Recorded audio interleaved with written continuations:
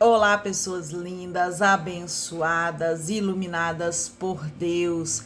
Vamos iniciar a nossa segunda aula e hoje nós vamos falar sobre as doenças da alma, tá? Somos formados por corpo, espírito e alma e precisamos tratar tudo isso em conjunto. Quando não tratamos a nossa alma, isso pode acarretar doenças no nosso corpo, doenças, atrair, opressão para o nosso espírito, e precisamos entender como que funcionamos. E eu separei aqui várias doenças da alma. Cada vídeo eu vou falar um pouquinho sobre cada uma delas, trazer as ferramentas para a gente poder aplicar e vamos conversar. Dessa maneira, você vai ajudar a si próprio e também a terceiros, né? Pessoas que você identificar aí que realmente precisa de ajuda, e aí você vai conseguir entender o que está se passando com aquela pessoa, tá? A primeira doença que a gente vai falar é a culpa. E a culpa, dentro da psicanálise, né, e de forma clínica geral, ela é um sentimento que o indivíduo ele vai ter, né, e ele vai ter um conflito ali entre o seu eu e o seu superego. O superego que a gente fala é aquela vozinha que fica na nossa cabeça, comunicando com a gente entre o certo e o errado, né, a nossa moral. Então, você em algum momento da sua vida vai ter esse tipo de conflito, né? Então a culpa, ela é normal a gente ter, desde que seja na medida. Quando é que se passa a ser um problema? Quando a gente começa a se punir através da culpa. Então aí é o que a gente chama de culpa tóxica. Já não é mais uma culpa saudável.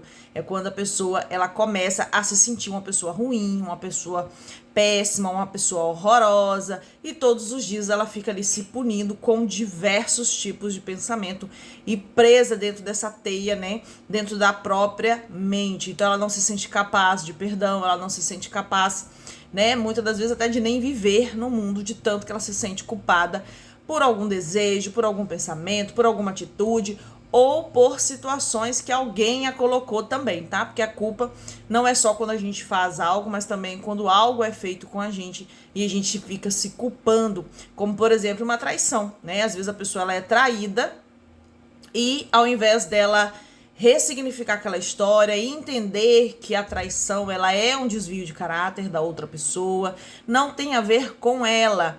Ela começa a se punir, ela começa a ter um sentimento de culpa e se coloca em um cativeiro terrível, achando que foi traída, né, por N motivos. Então ela fica buscando motivos dentro de si e se punindo todos os dias um pouquinho, né, todos os dias se colocando cada vez mais em um cativeiro sem fim, né, e achando que a culpa é dela. Ah, é porque eu não era bonita, era porque, né, vai ver, eu não trabalhava e não ajudava em casa, ou talvez não fui boa esposa, e uma coisa não tem nada a ver com a outra, mas infelizmente a gente acaba se colocando nesse cativeiro da culpa. Mas hoje eu vou te ensinar como você sair deste cativeiro que às vezes você está vivendo, esse inferno que você está vivendo, de se sentir culpado todos os dias aí, se punir terrivelmente, tá? E a punição também, ela não vem só através disso não, tá, gente? Tem pessoas altamente religiosas que acabam usando a religião também de uma forma punitiva para si. Então, às vezes, ela tá vivendo um verdadeiro pesadelo na sua vida e ela começa a acreditar que ela está vivendo naquela situação porque Deus está permitindo, Deus está punindo ela, tá? Ainda tem essa questão também, que muitas das vezes a pessoa leva para esse âmbito religioso e se pune da mesma maneira. Só que aí, agora, a gente vai ver à luz da Bíblia, né? O que Deus vai falar, né? O que a Bíblia vai dizer com relação à culpa, a esse sentimento, né? Que a gente muitas das vezes vai sentir, que está relacionado aos nossos erros, nossos valores, nossos pensamentos. Então vamos ver o que Deus fala, o que Jesus fala a respeito disso. E eu separei aqui alguns versículos, vou falar um pouquinho sobre eles e vou explicando para vocês entenderem melhor. Então em Romanos 8:1 vai dizer: nenhuma condenação há para os que estão em Cristo. Depois, né, vocês leiam todo o versículo, eu coloquei só a primeira frase. Então, assim, aqui a gente já vê, né, não há condenação para aqueles que estão em Cristo. Então, quando você entrega, coloca sobre Cristo tudo aquilo que você carrega, não há condenação para você. Cristo não está aqui para poder te condenar, Cristo não está todos os dias te condenando, ao contrário. Ele quer te ver feliz, ele quer que você realmente se perdoe, que você ressignifique, que você traga uma nova história, um novo sentido para sua vida, tá? Ele não quer que você fique se condenando, se punindo, se julgando. Não é essa a intenção de Deus nem de Jesus. Então tira isso da sua mente, de às vezes achar que você está em um cativeiro porque Deus quer que você esteja. Como eu já falei em outras vezes, né? Na verdade, muitas das vezes nós nos colocamos no cativeiro, não tem a ver com Deus. Deus, ele permite que sejamos entregues às nossas próprias escolhas. Então, muitas vezes você está em determinados cativeiros, em determinadas situações, porque você mesmo se colocou, tá? Então, assim, muitas vezes nós não pedimos permissão de Deus para fazer algo, para entrar em algo, para estar participando de alguma coisa. E aí depois, quando dar errado, porque é aquilo que eu falo, né? No fundo, a gente sabe o que tá certo, o que tá errado, quais são os limites, tá? E isso aí não é ninguém que ensina, tá? Não é ninguém que ensina. Mesmo uma pessoa que não tem contato com a Bíblia, mesmo uma pessoa que nunca ouviu falar de Deus, ela tem esse módulo dentro de si. Então ela sabe aonde são os limites. E muitas das vezes a gente vê sinais, são dados sinais de que a gente está no caminho errado. Mas a gente prefere não ouvir. E aí a gente continua e continua. E aí, Deus, ele é misericordioso. Então, mesmo que você vá para esses caminhos, né? Deus permite, porque é a sua escolha, você tem livre-arbítrio, mas ele tá ali sempre te protegendo, sempre te guardando e esperando que você volte, esperando que você dê um novo sentido para sua vida, que você ressignifique. Então, não culpe Deus por muitas atitudes que não tem a ver com ele, tá? Não culpe.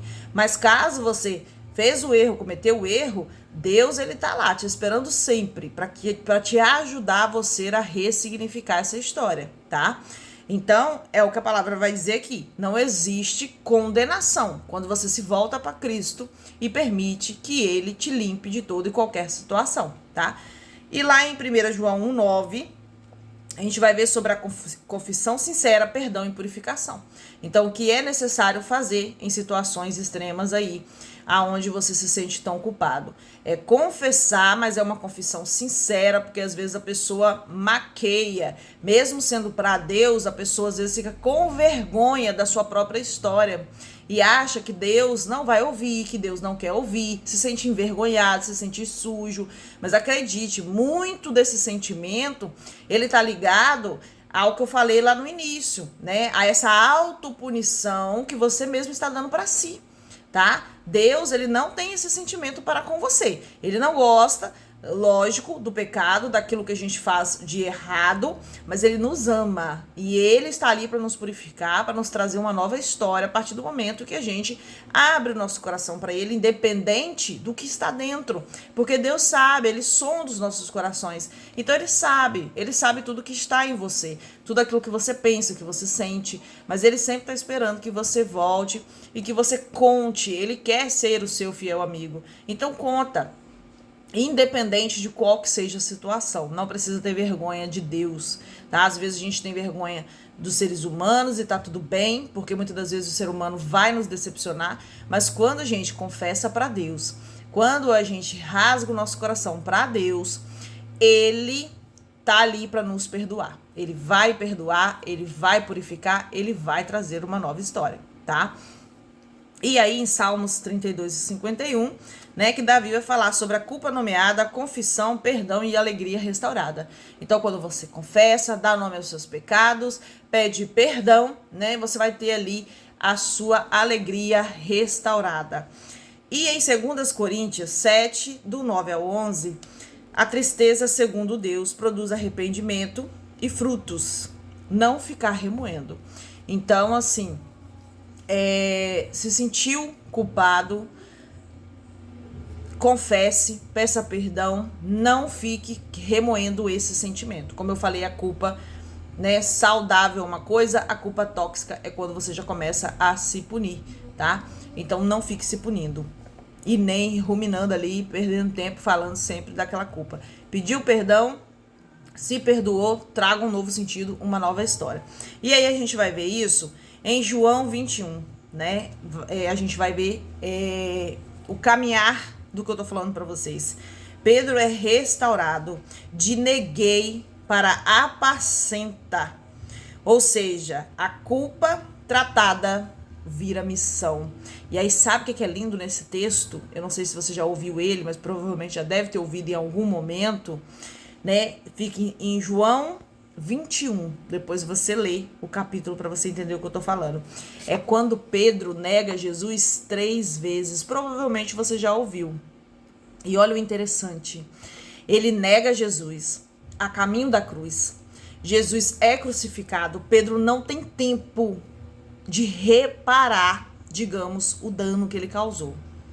De reparar aquela culpa, aquele sentimento de culpa. Ele sabia que ele errou com o mestre dele. Ele errou com aquela pessoa que ele tanto dizia amar. Ele negou, né? E aí, quando Jesus é crucificado, ele não tem tempo, Pedro não tem tempo para chegar lá, pedir desculpa, para se retratar por aquilo que ele fez, de ter negado. E aí Pedro sofre com aquela culpa, né? Então ele entra dentro do cativeiro da culpa tóxica, né? Que é aquela que a gente falou, de ficar ali remoendo. Então no seu interior, ele sabia que ele errou feio. Então ele se entristeceu, ele estava triste por ter errado, né, com o mestre. E aí Jesus ressuscita. E quando Jesus ressuscita, Jesus volta, retorna, vai até os discípulos. Só que a primeira vez que Jesus volta, Pedro não está. Depois Jesus volta de novo. E depois Jesus volta de novo, né? Volta para Tomé para mostrar as cicatrizes da mão. E aí depois Jesus volta para reparar essa culpa do Pedro, que é o que a gente fala da reparação. E aí aquilo que é culpa vira missão. E em que momento isso acontece? Quando Jesus vai lá, começa a ministrar para eles. E Pedro está sentadinho, provavelmente dentro de si, pensando, será que ele está lembrando do que eu fiz? Será que ele lembra que eu neguei ele 3 vezes? E aí Jesus vira e fala, Pedro, tu me amas? E Pedro responde, eu amo. E ele vira de novo e fala, Pedro, tu me amas? E ele diz, eu amo. E aí Jesus repete pela 3ª vez, Pedro, tu me amas? E ali Pedro entende que Jesus está tirando ele daquele cativeiro de culpa que ele tinha se colocado. E aí ele responde, tu sabes que eu te amo. Ali Pedro sai do cativeiro de culpa. E aí já seria lindo, né? Já seria perfeito, porque ali ele já teria entendido que Jesus havia o perdoado. E ele confessou consciente da culpa que estava escondida no seu coração. Então ali já estaria perfeito, né? Só que aí é o que eu citei aqui. É a confissão, a restauração, seguida de uma missão. Então Jesus dá a ele uma missão para reparar o erro que ele fez. Deu um novo sentido, um novo significado. Então, quando eu falo sobre ressignificar, é sobre você trazer luz àquilo que está te coordenando, perdoar a si mesmo, principalmente porque Jesus já havia perdoado Pedro, mas Pedro não havia se perdoado. Então, não importa qual tenha sido o seu erro, a sua falha, se perdoe, se permita se perdoar e peça perdão para Cristo. E logo em seguida, ressignifica essa história. E como que a gente ressignifica? Trazendo um novo sentido, restaurando aquilo que está quebrado. E aí Jesus entrega uma missão lindíssima para Pedro, que Jesus vira para ele após ele dizer, tu sabes que eu te amo. Jesus vira para ele e fala, então apacenta as minhas ovelhas. Olha que coisa linda.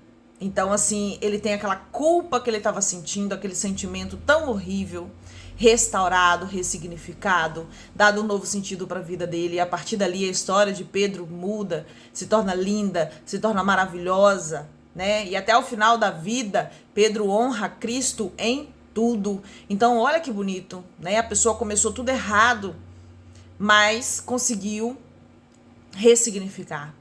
Então, isso que eu quero que você entenda. Não importa qual seja a culpa, não importa o que fizeram com você ou o que você fez para alguém.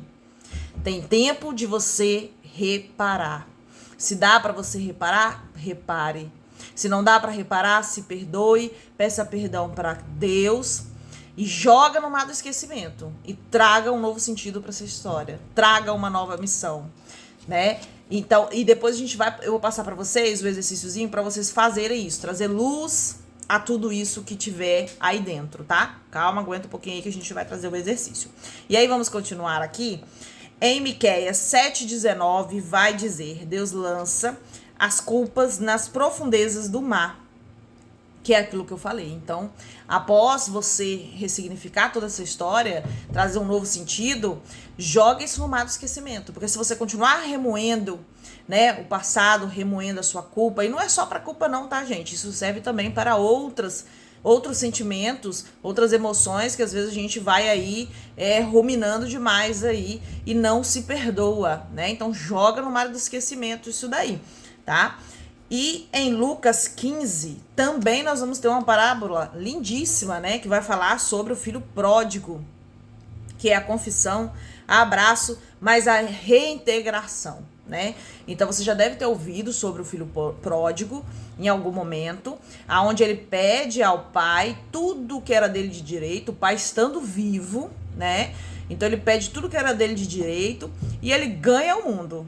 Ele gasta tudo de forma absurda, né? Com muitos amigos, com tudo que tinha direito. E quando o dinheiro acabou, né? Os amigos o abandonou.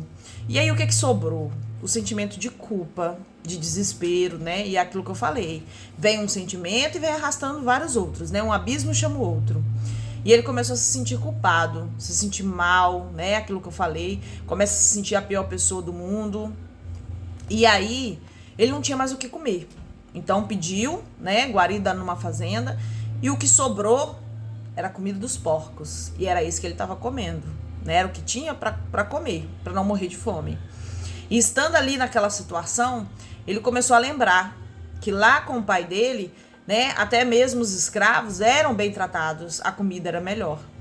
E aí ele começou a imaginar que ele poderia voltar e pedir pelo menos que o pai o aceitasse como um escravo, como um empregado, né, que já estaria de bom tamanho. Por quê? Porque ele não se sentia digno de o pai o aceitar de volta. A culpa era tão grande de tudo aquilo que ele fez, o sentimento era tão grande, o ressentimento, que ele não imaginava que poderia ser perdoado por seu pai. Mas quando ele retorna para casa, o pai dele não só o recebe de braços abertos, como o pai dele ainda dá uma festa, põe banquete e diz: o meu filho estava perdido, mas eu o encontrei. O abraça, o beija e trata ele, né, como filho, porque é o que ele era para o seu pai, né? Não importa o que foi que ele fez, mas o pai o esperava de braços abertos. E é assim que Cristo te espera todos os dias, de braço aberto. Independente do que você tenha feito, Cristo te ama, Deus te ama. E Ele pode te perdoar. Então, não seja você o seu próprio algoz, né? Não seja você a pessoa que fica se punindo pelos erros que você tenha cometido ou que comete, mesmo que você os cometa, porque, né, aquilo que eu sempre falo, pecar, todos nós vamos pecar, não existe pessoas perfeitas, não existe pessoas santas. Se engana quem pensa dessa maneira, né? Nós não somos perfeitos, não somos santos. A gente peca. O que você não pode é simplesmente se acostumar com os seus pecados e achar que você não precisa se arrepender dele, que você não precisa se aproximar de Deus. É ao contrário. É exatamente como você está que você se aproxima de Deus. É exatamente da maneira como você está que você rasga o seu coração para Deus e fala: Deus, eu tô errando nisso, eu tô pecando nisso. Dá nome, é aquilo que eu falo, dê nome àquilo que tá te incomodando, dê nome. Então fala mesmo para Deus, sem medo, sem vergonha, porque é na sua fraqueza que o poder dele se aperfeiçoa. É quando você está fraco, é exatamente onde você não dá conta, você não consegue, é que Deus entra e muda, transforma, te abraça, te acolhe. Então não seja você se punindo, tá? Então aprenda a se aproximar de Deus da forma como você está. Você não precisa ficar bom, ficar perfeito, tá? Porque isso também são traços da alma, para poder se aproximar de Deus. É como você está, porque Deus te criou, Ele sabe exatamente quem é você, Ele é onipotente, onipresente, onisciente, então Ele sabe todas as coisas, tá? E aí, na síntese bíblica, né, Deus, ele não normaliza o erro, que é aquilo que eu falei. Então, Deus, ele não gosta do pecado, ele não vai normalizar os seus erros, mas ele vai perdoar, ele vai transformar e ele vai te enviar para que você faça a sua missão, tá? Então, a convicção, quando você tem essa convicção de que Deus, ele perdoa e de que ele restaura a sua vida, essa convicção vai te levar a passos de reparação. E já a condenação, quando você começa a acreditar que Deus, ele tá distante de você, que, né, aquilo que você tenha feito é tão terrível que você não possa se aproximar, isso vai acabar te levando para esses cativeiros de punição. Então você vai ser aprisionado dentro da sua própria alma, e é aquilo que eu falei. Logo você vai estar atraindo muitas outras doenças, doenças mentais, doenças psicossomáticas, e vai estar indo pro seu físico. Então, por isso que é importante a gente tratar cada uma dessas doenças da alma e você entender. E entender principalmente que em Cristo nós encontramos todas as respostas, tá? Então, muitas das vezes você tá nessas doenças porque você mesmo está se permitindo ser aprisionado por elas, tá bom? Mas hoje você já tá aprendendo a sair desse cativeiro. Vamos às ferramentas para tratar esse sentimento de culpa. A primeira ferramenta a gente chama de os 4 R's, que é reconhecer, receber, reparar e recomeçar. Como eu falei anteriormente, né, o fato de você reconhecer já vai te dar um norte aí. Então, assim, o exercício que você vai ter para você fazer hoje, né, e durante a semana, é você pegar um papel e começar os 4 R's. Eu vou até deixar no grupo aí a listinha para poder você ter o norte. Então, senta e escreve tudo aquilo que você tem como sentimento de culpa. Então, em primeiro lugar, reconheça qual que é o sentimento. E aí eu costumo dizer, sem floreio, tá? Sem maquiagem. É realmente colocar o que é. Dar nome à situação, tá? Sem mascarar. Porque como eu falei, às vezes a gente, nesse sentido de se autopunir, acaba às vezes ali maquiando muito aquela situação, tá? Não querendo falar exatamente como as coisas são. Por isso que é importante você escrever, porque é melhor que você ficar mais à vontade, é uma coisa que você vai escrever sozinho, ninguém precisa ver depois, você pode até queimar depois, tá? Mas é só para você poder trazer entendimento e conseguir trazer perdão para si, liberar perdão e por aí vai, tá? Então, primeiro, reconhecer. Então, você vai reconhecer o fato sem floreio. Depois, você vai receber o perdão. E aí, nessa parte do perdão, você coloca lá, eu me perdoo por ter feito tal situação, tal situação, tal situação. Dê nomes, tá? E também peça perdão para Deus. Então, dependendo de qual seja o fato, né? Peça perdão para Deus, peça perdão para si. Cite ali alguns versículos também, como eu falei, cita lá em Romanos, que Deus já jogou tudo aquilo no mar do esquecimento, né? Coloca lá também falando de João, a passagem que está lá em 1 João, né, que fala sobre a questão do perdoar, que Cristo perdoa, né, enfim. Veja versículos que você possa ali expressar também e se convencer do perdão, né, porque aquilo que eu falei, às vezes a sua maior dificuldade vai ser acreditar que Deus realmente, ele te perdoa, tá, e também se perdoar, né, então cria essa atmosfera, tá, escreva e receba perdão. E depois reparar. Então, se possível, repare o dano que você causou, tá? Faça essa reparação. Se não for possível você fazer essa reparação ou restituição, né? Aí você vai só pedir perdão mesmo e de alguma forma ali descrever qual seria a reparação que você faria. E aí, recomeçar com o propósito. Como eu citei, né? Jesus, ele, além de ter perdoado Pedro, ele trouxe um propósito para Pedro. Então, descreva ali um propósito, né? Um recomeço para a sua história, tá? Então, traga um novo sentido. E aí, também vai ter a ficha rápida, que a gente costuma dizer, que a gente coloca o nome de Sara, tá? Que significa situação, ou seja, o que, quem e quando. Ação, ou seja, qual é a sua parte naquilo ali. A responsabilidade real, ou seja, quantos % você tem de participação na situação, tá? Então também coloque se aquilo fugiu ao seu controle ou se realmente aquilo foi totalmente responsabilidade sua, né? Como, por exemplo, às vezes a pessoa tem um sonho, né? Tem um desejo né? Porque o sentimento de culpa são de diversas formas, tá, gente? Que eu tô falando de uma forma generalizada, mas cada um tem o seu próprio sentimento de culpa. Às vezes o sentimento de culpa da pessoa é para um sonho que ela teve que ela não gostaria de ter, e aí ela se pune, né, por ter aquele tipo de pensamento, né? Às vezes tá relacionado a um pensamento ruim que ela teve, né? Tipo assim, queria roubar alguma coisa, ou chegou a pensar, pôr na bolsa, depois botou lá de novo. E é aquilo que eu falei, como a culpa ela tá relacionada à sua moral, então aquilo às vezes fica na mente da pessoa ali. Então por isso é importante você colocar o seu nível de responsabilidade ali real, né? E a sua real participação, tá?